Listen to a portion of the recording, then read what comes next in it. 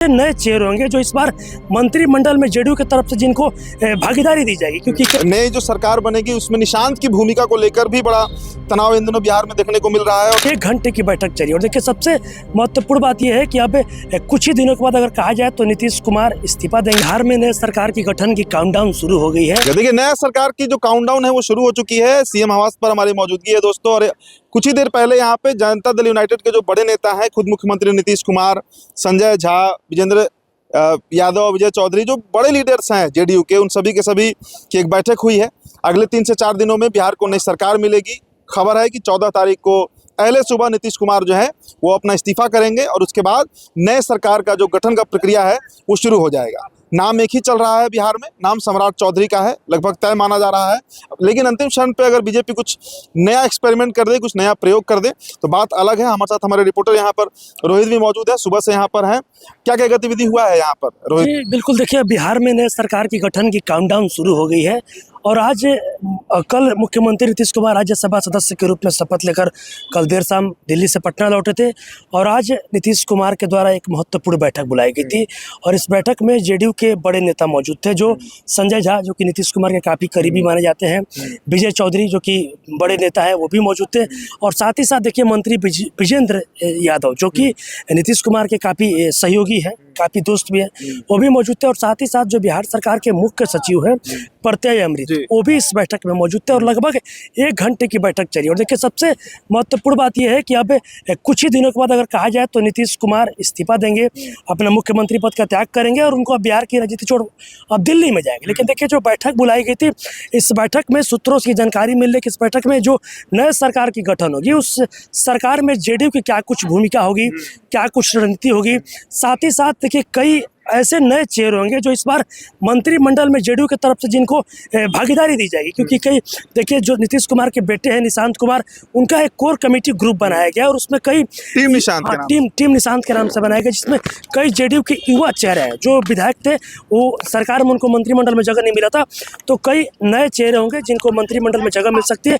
इन तमाम चीज़ों को लेकर भी नीतीश कुमार से संजय झा, विजय चौधरी, तमाम चीज़ों पर चर्चाएं हो रही थी और अब देखिए बैठक खत्म हो गई है। लगभग 1 घंटे की जो बैठक थी वो चलिए बहुत बहुत शुक्रिया रोहित।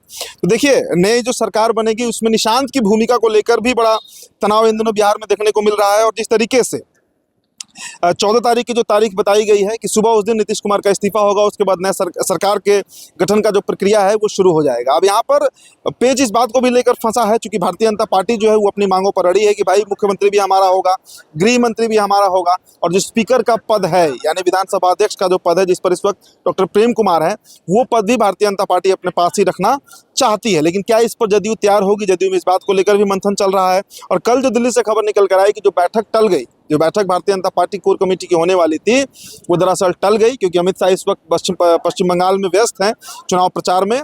तो वो बैठक जो टली है उसके बाद खबर अचानक रिपीट होने लगी कि जो सम्राट चौधरी हैं उनके नाम पर जो बातचीत हुई, टेलीफोनिक बातचीत नीतीश कुमार और अमित शाह के बीच, उस पर मुहर लग गया है। लेकिन दोस्तों अभी भी संशय इस बात को लेकर है कि भारतीय जनता पार्टी इसका औपचारिक ऐलान अब तक तो हुआ नहीं है और ना ही नीतीश कुमार का इस्तीफा हुआ है। और इस बीच विजय चौधरी ने कल जो बयान दिया इसमें उन्होंने कहा कि अभी तो शपथ हुआ है, इस्तीफा जब हो जाएगा उसके बाद जो नया सरकार होगा, जो गठन होगा या जो भी आगे की प्रक्रिया होगी वो तभी होगा जब नीतीश कुमार का इस्तीफा हो जाएगा। वैसे में नीतीश कुमार इस्तीफा 13 तारीख को शाम देते हैं या 14 तारीख को देते हैं, ये भी देखने वाला मसला होगा। लेकिन सीएम हाउस में जो बैठकी है, जो बैठक का दौर है वो शुरू हो चुका है। अभी जितने भी वरिष्ठ नेता हैं, वरिष्ठ मंत्री हैं जो जदयू के, जो नीतीश कुमार के मतलब लंबे समय से पसलार रहे हैं, उनके नज़दीक रहे हैं, वे सभी लोग यहाँ पहुँचे हैं और इसी बात पर विचार विमर्श हो रहा है। क्योंकि खबर ये भी है, एक खबर ये भी कल चली कि सम्राट चौधरी के नाम को लेकर नीतीश कुमार जो है वो अड़े हुए हैं कि सम्राट ही बिहार के अगले मुख्यमंत्री बने। अब इस पर भारतीय जनता पार्टी कितना सुनती है, या हो सकता है कि बीजेपी ने जिस तरीके से सम्राट चौधरी को प्रमोट किया बीते कुछ दिनों से, मतलब लगातार पहले विधान परिषद में नेता प्रतिपक्ष बनाना, फिर पार्टी का ही अध्यक्ष बनाना, फिर बिहार में डिप्टी सीएम बनाना, तो कई तरह से भी इस बात को जोड़ा जा रहा है। और बीते कुछ दिनों में जिस तरीके से नीतीश कुमार का विश्वास सम्राट चौधरी ने जीता, उसके बाद सम्राट चौधरी का नाम सबसे आगे चल रहा है।